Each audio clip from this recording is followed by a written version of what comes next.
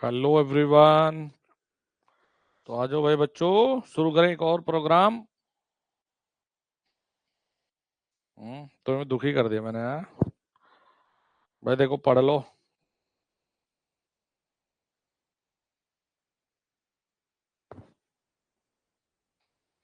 पढ़ना तो पड़ेगा ही। इससे पहले के वीडियो अभी अपलोड ही कहाँ हुए? हाँ, इतनी इतनी अति ना करो बिल्कुल। हर हर महादेव, बोलो बाबा केदारनाथ की जय। चलो भाई बच्चों, जल्दी से अपना लाइव जुड़ो और एक और सेशन की भाई शुरुआत करते हैं। तो भाई अभी डीसी सर्किट शुरू किया था हमने, खत्म कर लिया। अभी नंबर है एसी सर्किट का, इसे भी निपटा लेते हैं।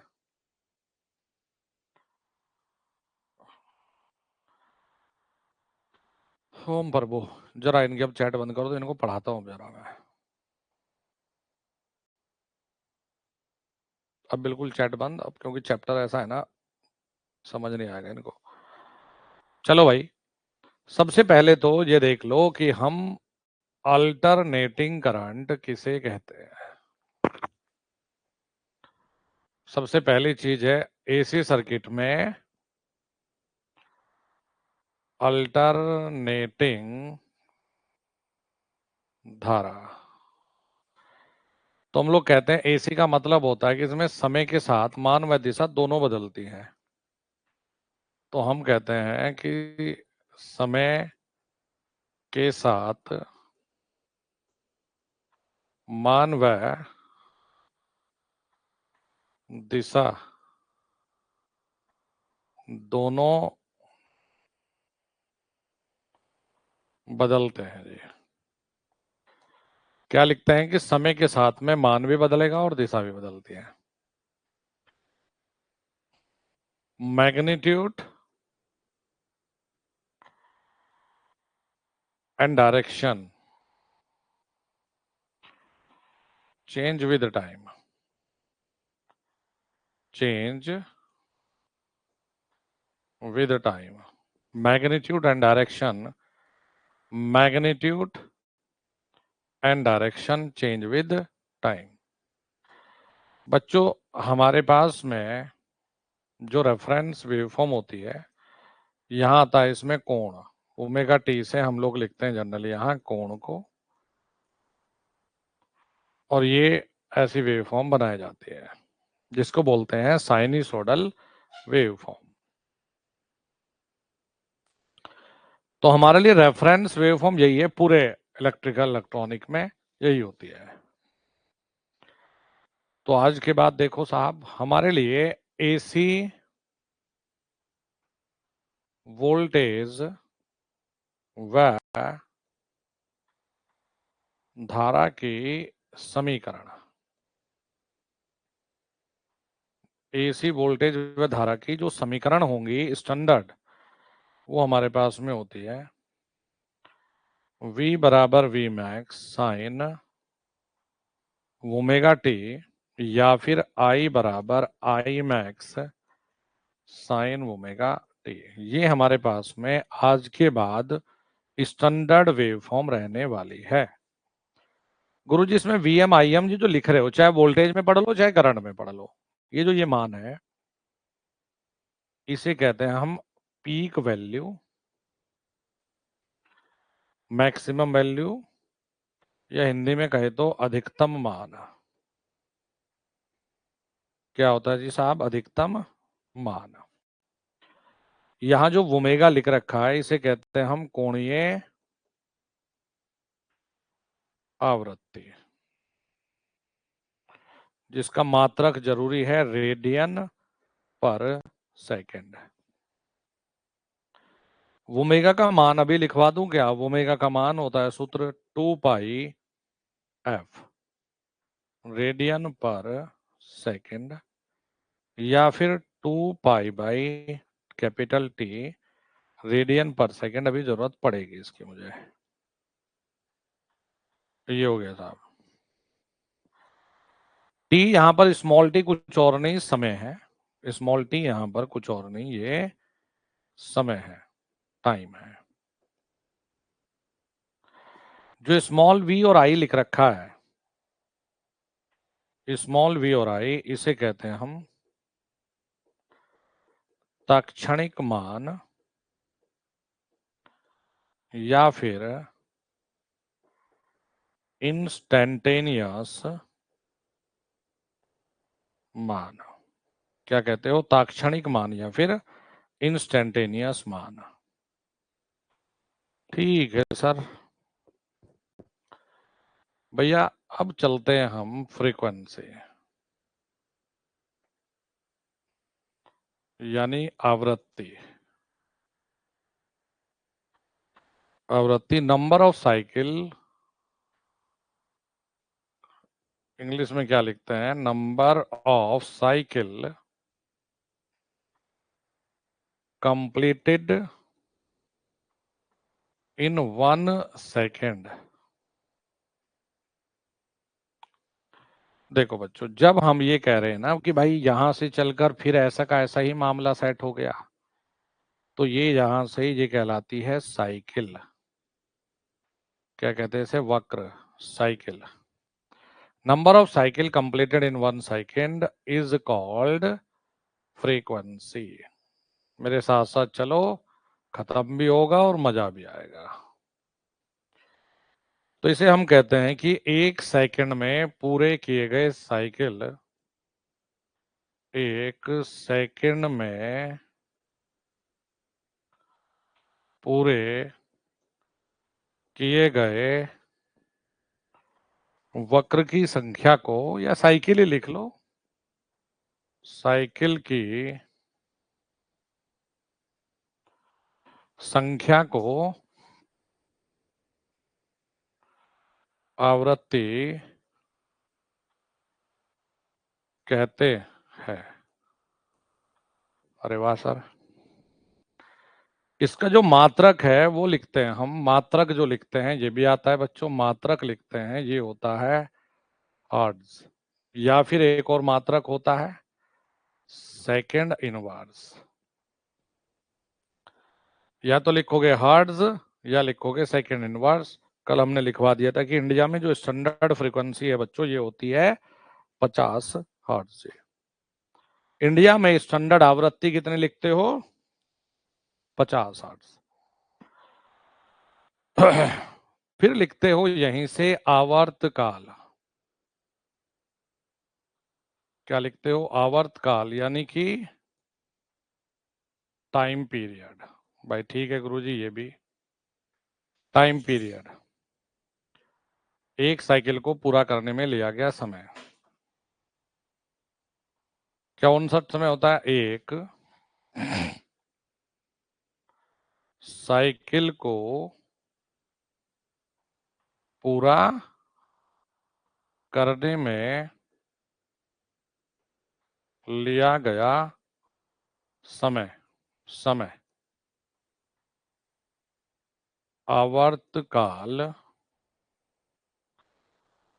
कहलाता है।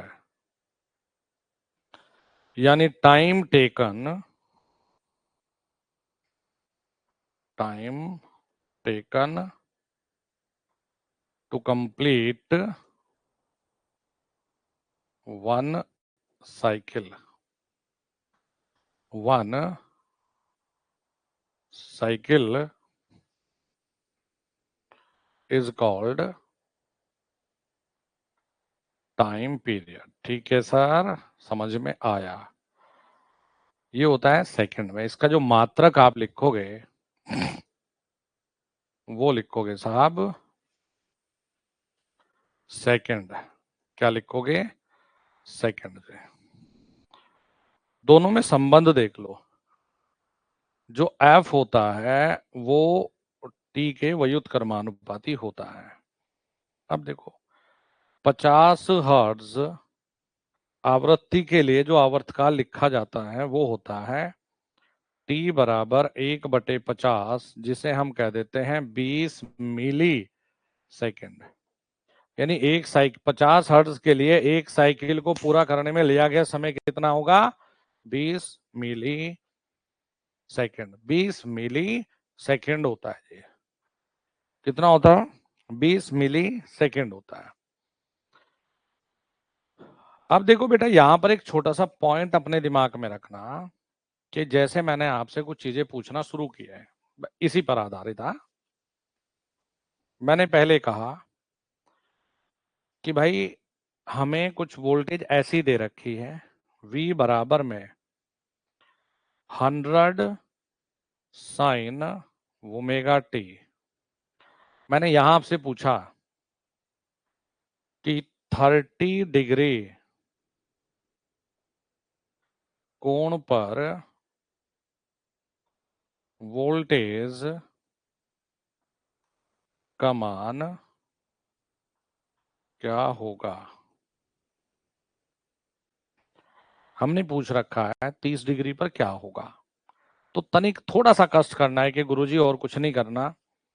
V बराबर में 100 साइन ओमेगा टी का मान कितना दे दिया दोस्त? साइन 30, और साइन 30 का मान हो जाता है 1/2। उत्तर आ जाएगा 50 वोल्ट। कितना उत्तर आ गया बच्चों? 50 वोल्ट। वहीं दूसरा प्रश्न ये है, मैंने आपको बोला यहां भाई कि प्यारे बच्चों I बराबर में 10 साइन ओमेगा टी है। तो इसमें दो चीजें बता दो। पहला बताना है इसमें मैक्सिमम मान कितना है, और दूसरा इसमें बताना है कि I का मान कितना होगा थीटा बराबर 60 डिग्री पर, या ओमेगा टी बराबर 60 पर। आपने कहा गुरुजी ऐसे सवाल को तो फूक देंगे, बिल्कुल छोड़ के नहीं आएंगे। क्या कर दिया रे बच्चों कि गुरुजी ये देखो, जब हम तुलना करते हैं ये कौन सा मान हो गया सर? ये तो मैक्सिमम मान है 10, और गुरुजी I बराबर, भाई एक तो उत्तर ये हो गया बेटा, एक तो उत्तर ये हो गया मेरे बच्चों। ये बहुत जरूरी चीज है जो डब्बों में बंद कर रहा हूं मैं। डब्बों में कौन कौन सी? भाई देखो, स्टैंडर्ड हमारे लिए ऐसी है ये, और ये तो बहुत खास है। देखो ये बहुत खास है, ये वाले सूत्र खासम खास है ये। एसी में, एसी का मतलब है समय के बाद साथ में मान और दिशा दोनों बदल जाए। तो I बराबर में गुरुजी देखो 10 साइन 60 डिग्री। साइन 60 का मतलब होता है √3/2, यानी कि 5√3 एम्पियर। अच्छा जी, कितना हो गया देखो? 5√3 एम्पियर। ये करना था, ये करना है भाई।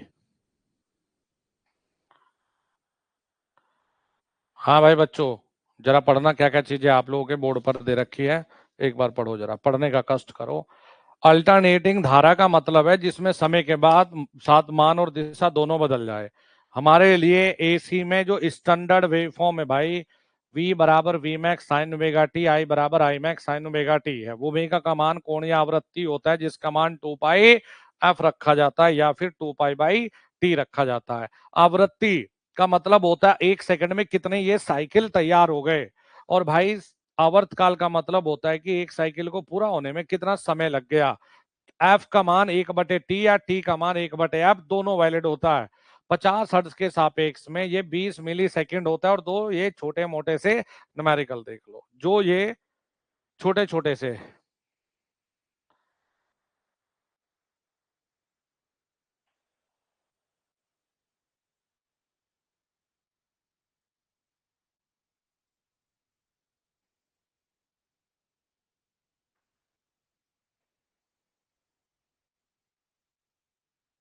हो गया भाई?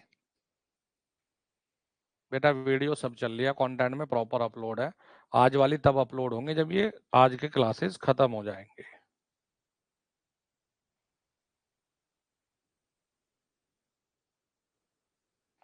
अरे भाई एक प्रिंस जी अकेले तुम ही थोड़ा ही हो अकेले कोर्स में, बेटा बहुत लोग हैं, अकेले तुम ही थोड़ा ही है, सभी की क्लास चल रही है भाई। आ जाओ बच्चों, आ जाओ। अब देखो साहब, हमने मान लगाने सीख लिए, ठीक है।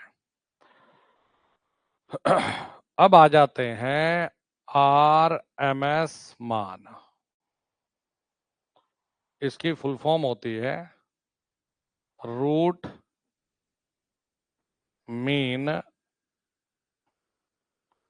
स्क्वायर वैल्यू, जिसे हिंदी में कहते हैं वर्ग माध्य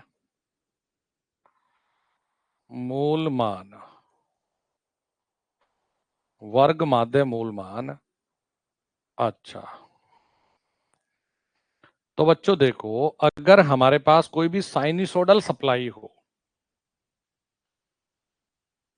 जैसे V बराबर चाहे करंट या वोल्टेज, हमें ये दे रखा है, करंट भी होता तब भी, तो बच्चों हम लोग लिखते हैं V RMS बराबर में VM बट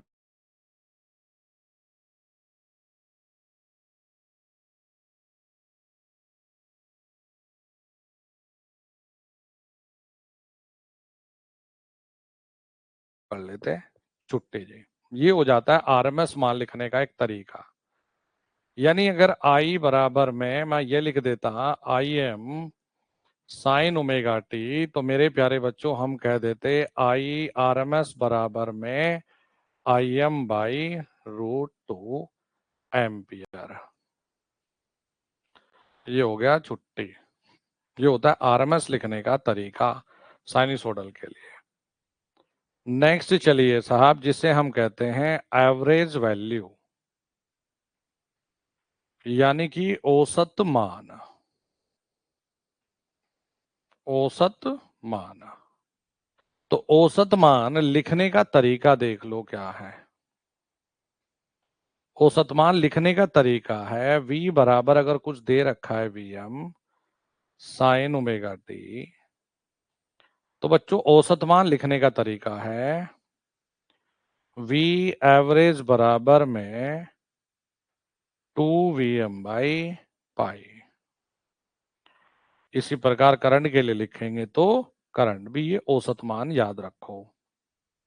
इसके बाद हमारे पास में कुछ महत्वपूर्ण कारक है, अभी छोटी मोटी चीजें और आएंगी यहाँ। कुछ महत्वपूर्ण कारक है, महत्वपूर्ण कारक। चलो साहब, बच्चों महत्वपूर्ण कारक देखो क्या क्या है। नंबर वन, एक होता है फॉर्म फैक्टर।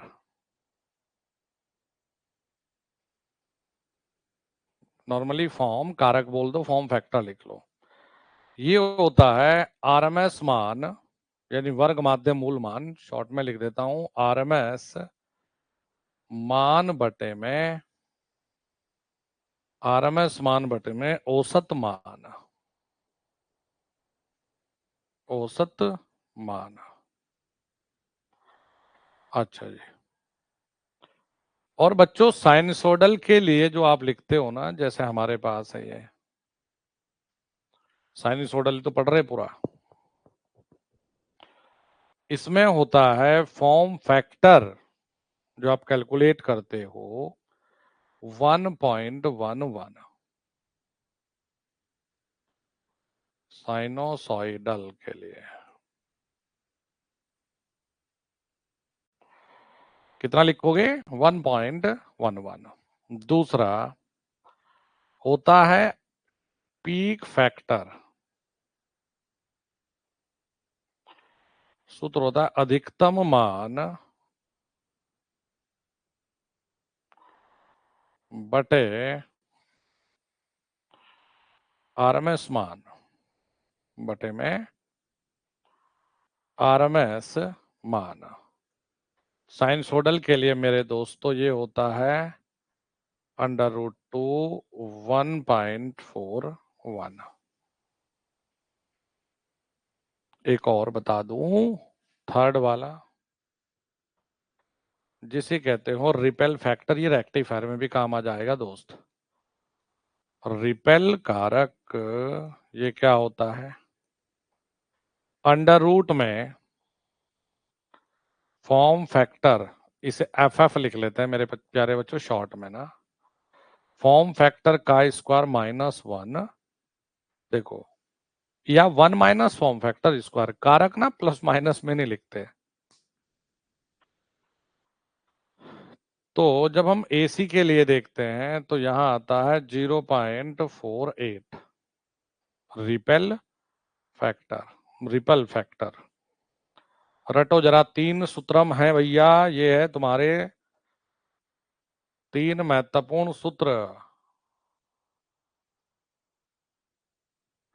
और भैया इनके छोड़ोगे तो पाप लग जाएगा रे बच्चों। पीक फैक्टर का ये सूत्र और रिपल फैक्टर का ये सूत्र। AC के लिए मैंने इसके मान भी आपको लिखा दिए। ठीक है सर, अब तनिक देख लो रे बच्चों, छोटा सा सवाल दे दिया हमें। छोटा सा सवाल ये दिया है कि भाई V बराबर में 200√2 साइन ओमेगा टी है।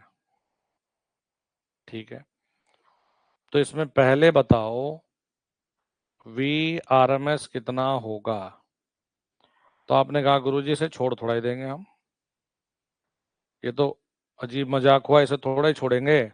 हमने तुलना करके देखी तो हमें V पीक जो मिल रहा है, V मैक्स, ये मिल रहा है 200√2 वोल्ट। हमें V मैक्स ये मिल गया। तो बच्चों हमने क्या क्या सीखा बताओ कि गुरुजी V मैक्स बटे में √2, V मैक्स कितना रहे 200√2 बटे √2, उड़ा दो 200 वोल्ट। पहला काम तो ये। दूसरा काम बच्चों, अगर मैं साइनसोइडल कह रहा हूं, मैंने आपसे पूछा नॉर्मली कि तुम फॉर्म फैक्टर बता दो, तो तुम्हें कैलकुलेट भी नहीं करना, तुरंत बोल देना कि अगर साइनसोइडल है तो हमेशा 1.11 ही आना है। अगर मैं आपसे बोल देता कि बच्चों पीक फैक्टर बता दो, तो तुम्हें सॉल्व भी नहीं करना था, तुरंत बोल देते 1.41। अगर मैं आपसे पूछ लेता कि बच्चों औसत मान भी बताओ, है ना भाई, मैं आपसे बोलता कि औसत मान V एवरेज, तो आप कहते गुरुजी गलती नहीं करते ही 2Vm/π बन जाता।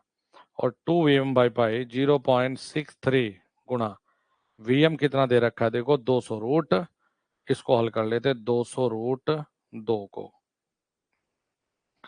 200√2 को 0.63 गुणा 200 गुणा 1.41, 177 वोल्ट। ये सारी चीजें आपके लिए जरूरी और कीमती है। नेक्स्ट भाई साहब, हमने कहा एक छोटा सा प्रश्न और ले लेते हैं। हमने कहा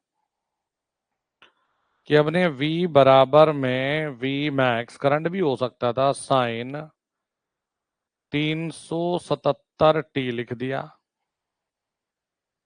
तो हमने यहां पर कहा कि ओमेगा का मान बताइए साहब, और F का मान भी बताइए। मैंने ये देकर ये पूछ लिया आपसे कि F का मान बताओ और ओमेगा बताओ, तुम टूट पड़े कि देखो गुरुजी टेंशन किसी बात की है नहीं, ये तुलना करके जब देखेंगे तो ओमेगा का मान आ गया 377 रेडियन पर सेकंड। अच्छा, ये मामला है 377 पर सेकंड। और अगर ओमेगा ये है तो हमने सूत्र पढ़ रखा 2πf, हमने सूत्र पढ़ रखा ओमेगा बराबर, यानी सूत्र है ओमेगा बराबर में 2πf। तो f का मान हो गया ओमेगा बटे 2π, यानी कि 377 बटे में 2π। मैं बता दूं तुम्हें, 314 पर सॉल्यूशन नहीं करना पेपर में, तो f का मान आएगा देखो 60 हर्ट्ज। अच्छा, 377 पर सदैव 60 लिखना है, और ओमेगा का मान 314 अगर होगा तो f का मान हमेशा 50 हर्ट्ज फिट कर देना है, बिल्कुल डरना नहीं है। चलिए साहब, अब समझाता हूं आपको फेज कोण क्या होता है। बहुत छोटी चीज है भाई, सीधा सीधा सा मिला तो टिक लगा लेना, बहुत छोटी चीज है जी। नेक्स्ट होता है देखो फेज एंगल। तो भाई तरीका देख लो, तरीका बता देता हूं मैं कैसे सॉल्व करना है। क्या होता है फेज कोण निकालने का तरीका, देखो बच्चों ये दो समीकरण लिख देता है और कहता है, दो समीकरण लिख देता है और बहुत छोटा सा आएगा तुम्हारे पास सवाल आएगा भी, तो बहुत छोटा सा सवाल है। लिख देता है कि बता दो फेज कोण कितना है।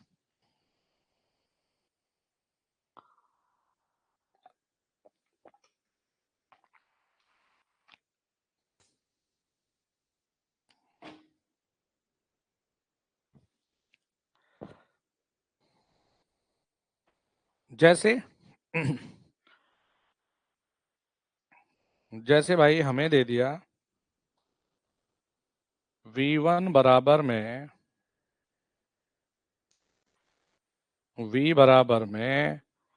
VM साइन ओमेगा टी और I बराबर में IM sign omega T minus के 30 डिग्री, ये दे दिया भाई।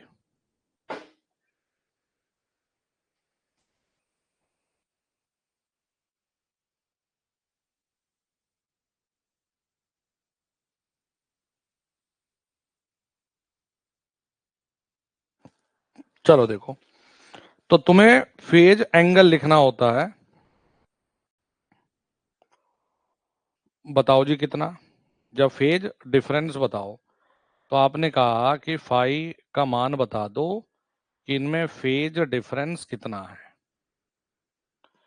तो देखो एक ट्रिक बता रहा हूं तुम्हें, याद रखोगे तो फिट कर ही लोगे। यहां 0 डिग्री की एक लाइन खींच लेना, ठीक है गुरुजी, 0 डिग्री की एक लाइन मार लो यहां। अगर कभी भी कोण प्लस होगा तो ऊपर बना देना कोण को, और कभी भी कोण अगर माइनस होगा तो नीचे खींच लेना, बस। अब ये समझ लो जिसमें सिर्फ ओमेगा टी है, जिसमें सिर्फ ओमेगा टी है, उसे 0 वाली लाइन पर ही खींचा जाएगा हमेशा, ना तो इसमें कुछ प्लस ना माइनस। तो गुरुजी वोल्टेज तो ये है, ठीक है, क्या कर दिया, वोल्टेज तो ये ले लिया। अब ये बताओ करंट पीछे है कि नहीं, माइनस है, तो करंट को हमने ये बना दिया।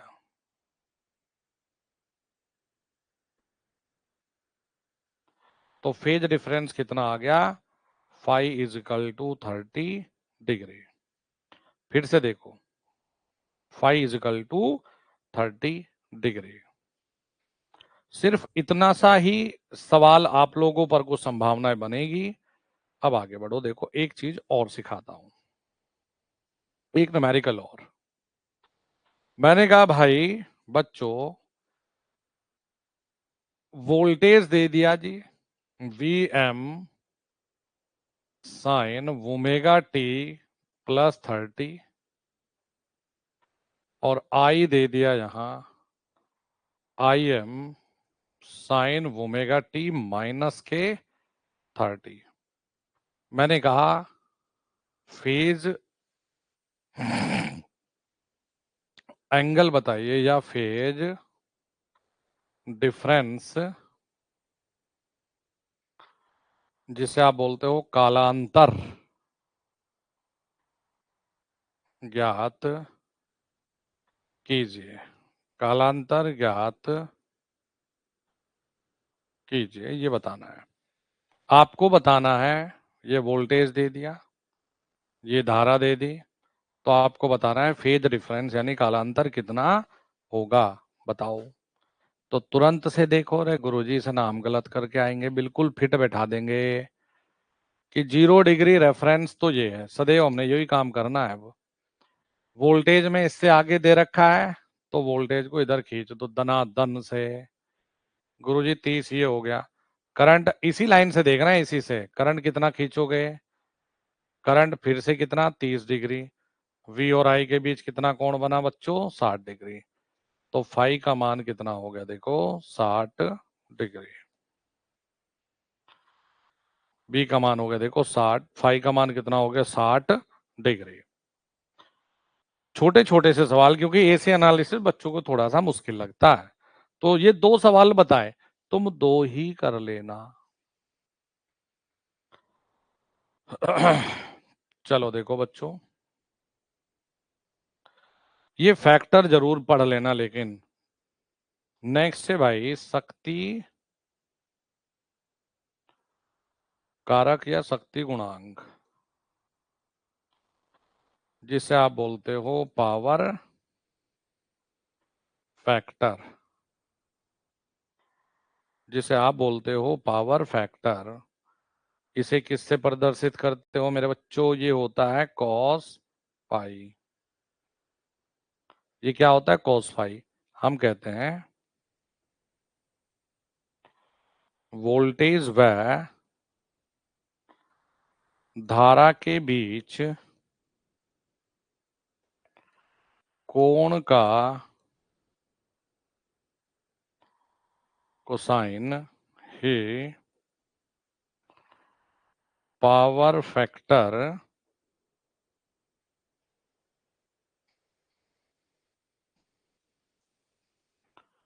पावर फैक्टर कहलाता है। क्या कहते हैं कि वोल्टेज व धारा के बीच कोण का कोसाइन कर दो तो यही पावर फैक्टर कहलाता है। बेसिकली इसमें पूरी कहानी है बच्चों सूत्र की। पावर फैक्टर, ये रट लो देखो। एक्टिव पावर, एक्टिव पावर अभी लिखाऊंगा इसे हिंदी में कहते हैं वास्तविक पावर, वास्तविक शक्ति अपॉन में अपरेंट पावर। पहला सूत्र ये। अपरेंट पावर का मतलब होता है मेरे प्यारे बच्चों आभासी शक्ति, आभासी शक्ति। भाई पहला तो एक सूत्र है पावर फैक्टर बराबर ये। फिर कुछ और सूत्र लिखते हैं बच्चों। पावर फैक्टर बराबर में क्या क्या पढ़ाया तुम्हारे गुरुजी ने भैया? कॉस फाई बराबर में एक्टिव बटे अपरेंट कर लोगे तब भी सही है। प्रतिरोध बटे में प्रतिबाधा कर लोगे तब भी सही है। ठीक है जी। जिसे आप लिखते हो ये कुछ और बीमारी ना है, इसी को पढ़ते हो आर बटे जेड। या फिर कंडक्टेंस जो लिखते हो आप, चालक तो बोलते हैं जिसको, जिसे नॉर्मली जी बोलते हो यार, जी बटे वाई। वाई मतलब एडमिटेंस, एडमिटेंस वाई। प्रतिबाधा का उल्टा है भी आ जाएगा ये। तो पावर फैक्टर तनिक ये सूत्र तो याद कर लो भाई, या तो ये दे दे या फिर ये दे दे। ये सूत्र याद कर लो, ये होता है पावर फैक्टर। पावर फैक्टर हमेशा याद रखना, पावर फैक्टर की एक ही रेंज हो सकती है, शक्ति कारक, शक्ति कारक सदैव, शक्ति कारक सदैव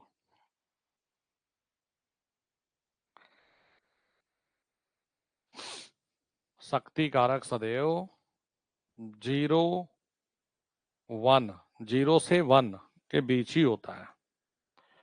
शक्ति कारक सदैव 0 से 1 तक ही होता है।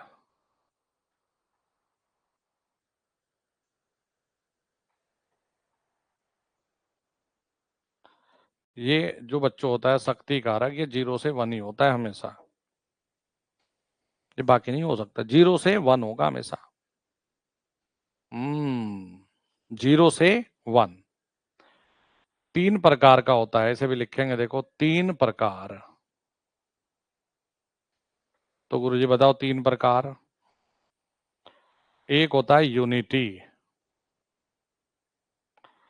यानी कि इकाई। अच्छा, एक होता है लैगिंग, जिसे कहते हैं पश्चगामी। एक होता है लीडिंग, जिसे बोलते हो अग्रगामी। यूनिटी, ठीक है जी। तो देखो यूनिटी किस में होता है, ये होता है प्रतिरोध में। प्रतिरोध यानी कि मेरे बच्चों रेजिस्टेंस के केस में, रजिस्टर के केस में। पश्चगामी ये होता है देखो प्रेरक के लिए। किसके लिए? प्रेरक के लिए। लैगिंग यानी इंडक्टर। अच्छा, एक होता है लीडिंग, ये होता है देखो संधारित या धारिता, कैपेसिटर या कैपेसिटेंस के लिए। ये पढ़ो। जैसे पुराने वाला याद करवाया ना तुम्हें, ऐसे ही ये पूरा याद करवाऊंगा तुम्हें मैं। हाँ भाई बच्चों, आवाज वगैरह सही आ रही है ना?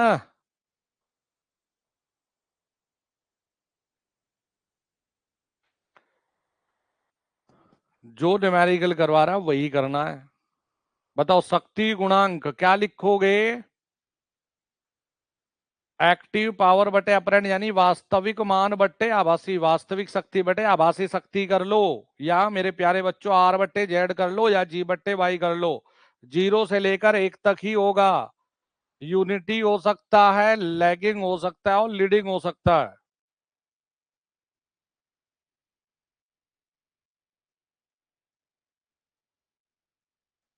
बताओ भाई, हो गया इतना? 0 से लेकर माइनस नहीं, हाँ मतलब 0 से लेकर 1 तक होगा भाई, कभी भी इससे ना कम ना ज्यादा। 0 से लेकर रेंज फिक्स है जी, 1 तक ही होगा सदैव, कुछ भी हो जाए।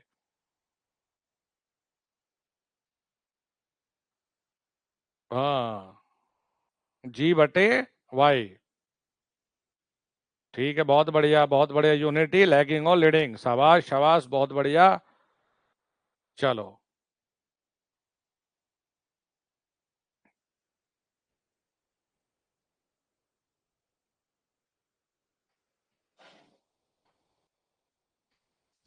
चलो जी भाई, नेक्स्ट आगे चलते हैं। देखो इसी में हम लिखते हैं एसी,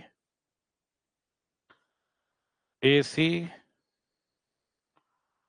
परिपथ में शक्ति। भाई इनके मात्रक बिल्कुल याद कर लो कि एसी परिपथ में शक्ति गुरुजी कौन कौन सी होती है। एसी परिपथ में गुरुजी शक्ति कौन कौन सी होती है? एसी परिपथ में गुरुजी शक्ति कौन कौन सी होती है? नंबर 1, जिसे हम कहते हैं एक्टिव पावर, हिंदी में कहते हैं वास्तविक शक्ति। एक्टिव पावर, ये बच्चों एक्टिव पावर के कुछ अन्य नाम भी होते हैं। इसी को हम औसत शक्ति भी कहते हैं, औसत शक्ति। इसी को ट्रू पावर भी नाम दे देते हैं, इसी को नाम दे देते हैं ट्रू पावर। अच्छा, तो सूत्र लिखा जाता है V I cos I. Voltage current cos pi, unit लिखते हो वॉट, यूनिट लिखी जाती है वॉट। देखो इसी शक्ति के और कुछ नाम भी लिख दूं, इसी का नाम हो जाता है ट्रू पावर। अच्छा गुरुजी,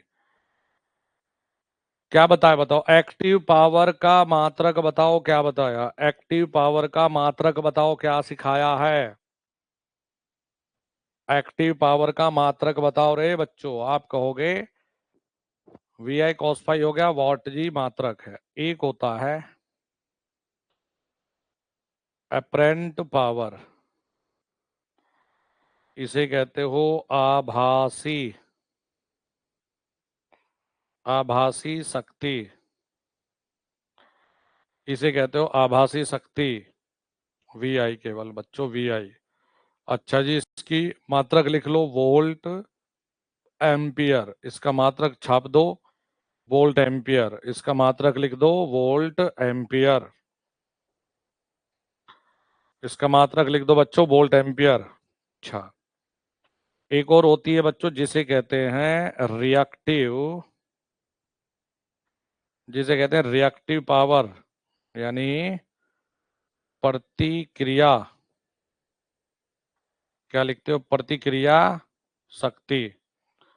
ये होती है वी आई साइन फाई। इसका मात्रक देख लो, वोल्ट एम्पियर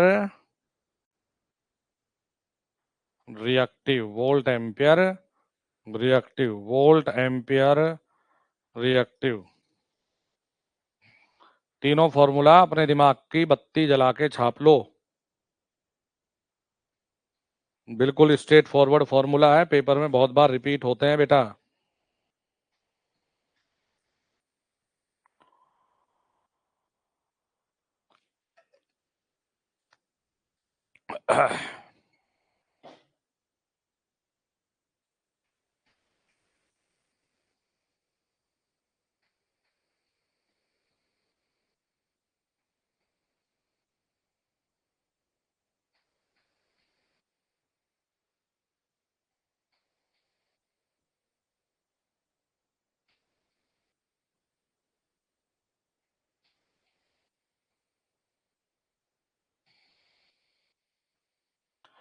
चलो, चलिए मालिक को आगे बढ़ते हैं। देखो भाई, ये करने के बाद तुम्हें एक छोटी सी चीज सिखा दूं। छोटी सी चीज देखो भाई बच्चों, क्या होता है।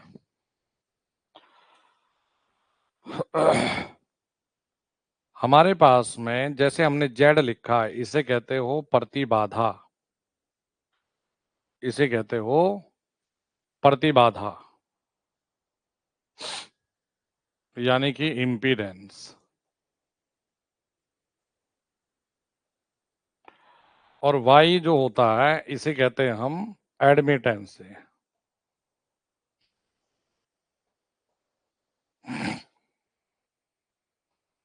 लगातार कौन परेशान फोन कर रहा है।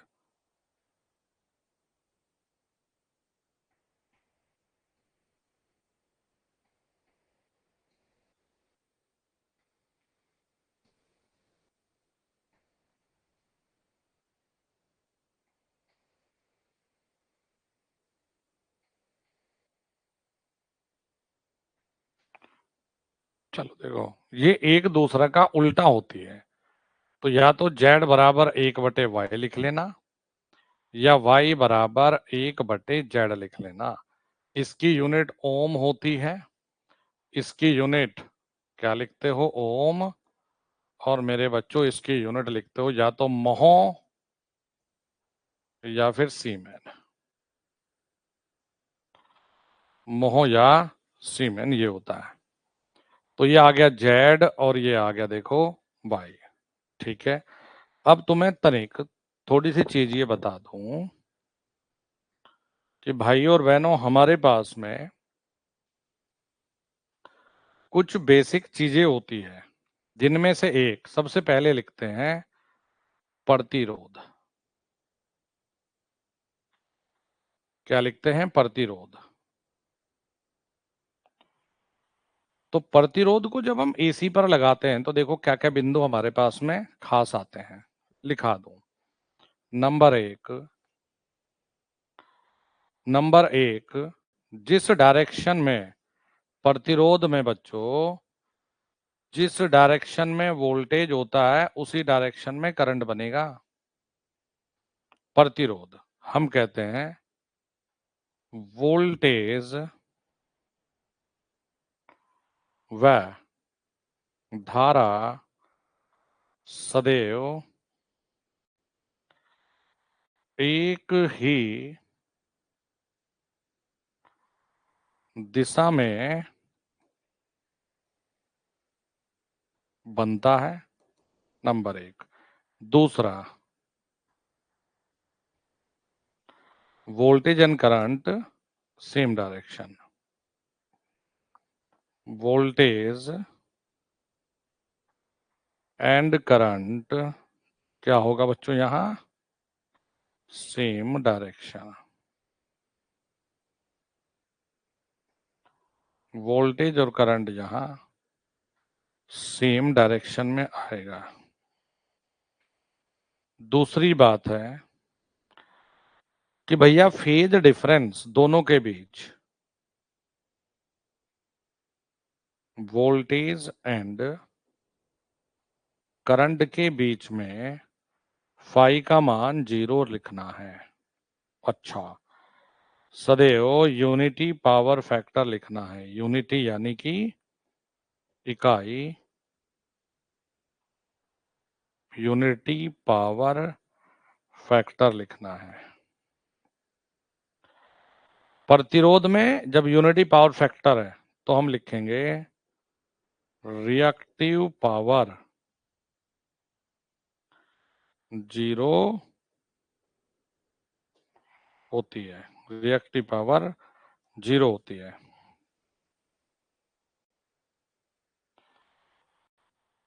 देखो, यूनिटी पावर फैक्टर होता है और रिएक्टिव पावर सदैव 0 होती है। अच्छा, रजिस्टर के ये बिंदु बच्चों अपने दिमाग में छाप के रखना।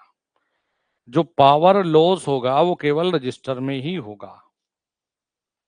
रजिस्टर में क्या है? शक्ति व्यय होगा। शक्ति व्यय होगा। ठीक है सर। अब देखो, ऐसे ही महत्वपूर्ण बिंदु लिखो इंडक्टर के लिए, यानी कि प्रेरक के लिए। तो देखो भाई, इंडक्टर में कभी भी कोई पावर व्यय नहीं होता है। एसी पर कोई पावर कंज्यूम नहीं होती है। नहीं होती है। एसी पर बच्चों कोई पावर कंज्यूम वगैरह नहीं होती है। देखो, इसमें डायग्राम बना लो। ये वोल्टेज से धारा सदैव 90 डिग्री पीछे होती है। अच्छा जी, ये बना लिया बच्चों। ये वोल्टेज आगे और करंट पीछे पीछे पीछे बनाना है 90 डिग्री। क्या लिखते हैं कि करंट हमेशा वोल्टेज से 90 डिग्री लैग करता है।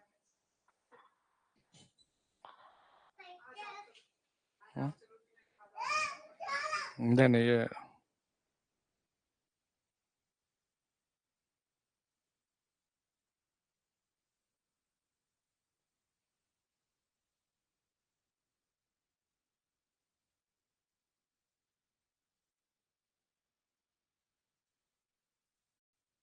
देखो बाबू, करंट हमेशा वोल्टेज से 90 डिग्री पीछे होगा। तो फाई का मान लिखोगे 90 डिग्री लैग।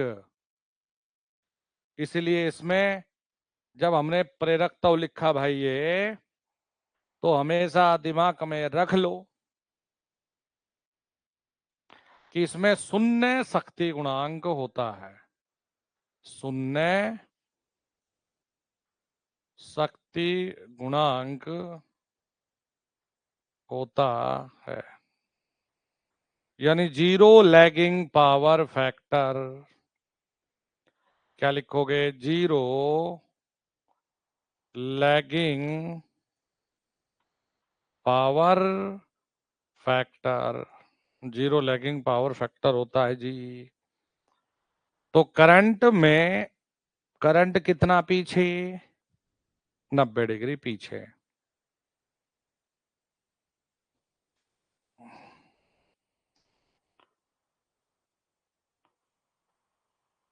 हाँ बच्चों, सही चल रहा भाई? पढ़ाने में थोड़ा खो जाता हूँ भाई, मजा आ रहा भाई पढ़ाने में, जल्दी निपटा लेंगे अपना, क्योंकि ये बड़े चैप्टर है फिर, और फिर तो चिंता ना करो, 6 घंटे 12 घंटे का भी डोज है मेरे पास। लेकिन ऐसा करना, मेरे साथ साथ ही देखो प्रतिदिन निपटा लेना, ऐसा इंतजार मत करना।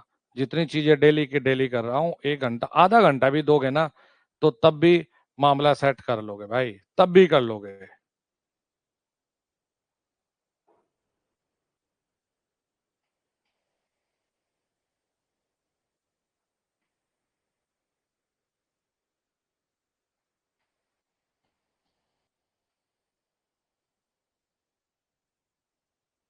बेटा ये इतना ही लिखा रहा हूं ना, तो टू द पॉइंट चीजें हैं।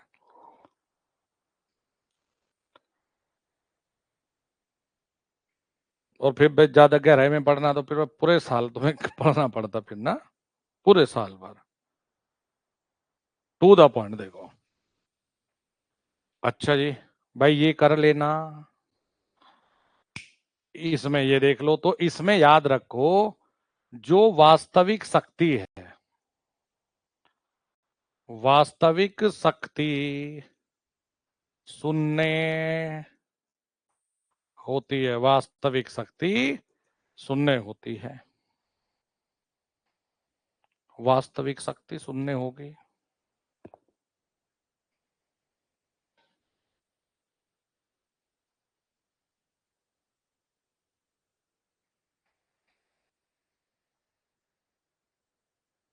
ठीक है भाई।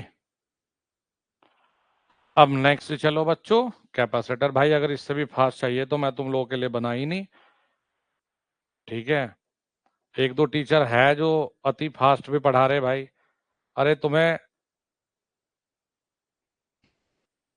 तुम्हें पास होना है या फिर स्लो और फास्ट में उलझना है भाई?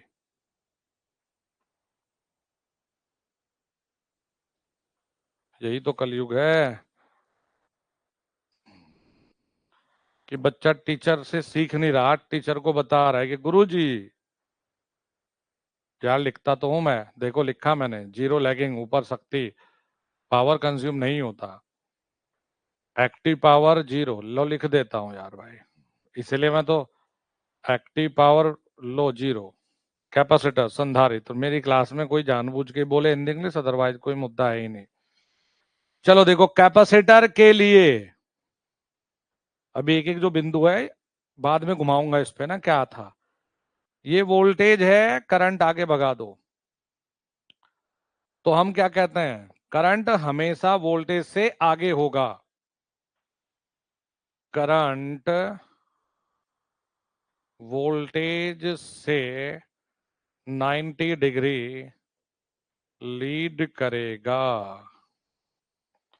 करंट वोल्टेज से 90 डिग्री लीड करेगा। फाई का मान कितना चेप दो गुरुजी? 90 डिग्री है गुरुजी, लीडिंग है, इसे हिंदी में क्या कहते हैं? अग्रगामी कह दो। यार सर, अगर मैं कोस 90 लिखूंगा,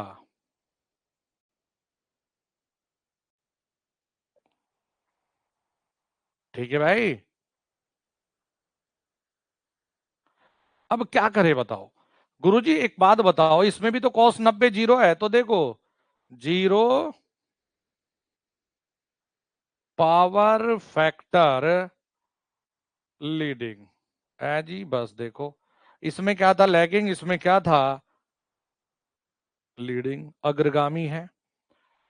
यहां पर भी जो वास्तविक, यहां पर भी बच्चों जो वास्तविक शक्ति है ना, वास्तविक शक्ति वो जीरो है।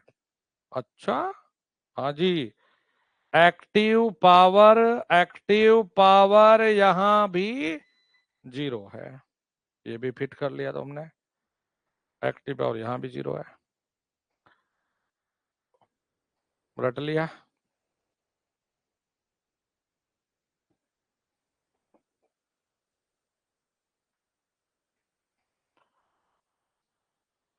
हो गया, बताओ, इतना रिवाइज हो गया?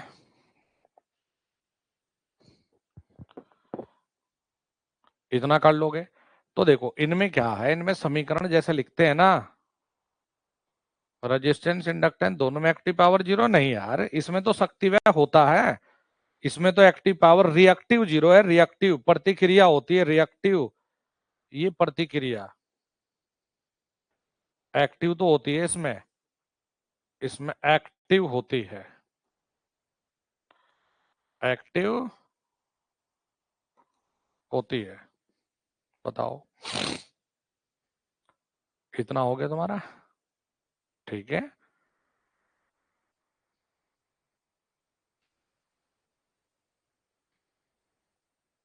इसको बस रिवाइज करेंगे। कल आपका ये 3 फेज सिस्टम चुंबकत्व तो कल निपटा दूंगा।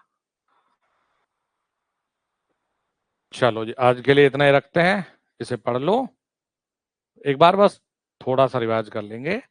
बाकी प्रोजेक्शन की जो क्लास है रात को, ऑब्जेक्टिव ही लूंगा, टेंशन लो, ऑब्जेक्टिव बना रहा हूं मैं, थोड़े थोड़े ऑब्जेक्टिव बना रहा हूं। ऑब्जेक्टिव तो तुम्हें करवाऊंगा मैं, चिंता ना करो, कल करवाऊंगा। बना रहा हूं पहले ना, असल में ये ना इलेक्ट्रिसिटी वाले ना सारे एक दूसरे से इंटरकनेक्ट है। तो कल आज 4:30 बजे यूट्यूब पे मेरी प्रोजेक्शन की क्लास भी है, उसमें सब लोग प्रेजेंट रहे, और इलेक्ट्रीशियन वाले बच्चे रात को 8 बजते ही, 8 बजे या शायद 7:45 पे करवाई मैंने क्लास, ताकि थोड़ा सा और एक्सप्लेन करूं तुम्हें।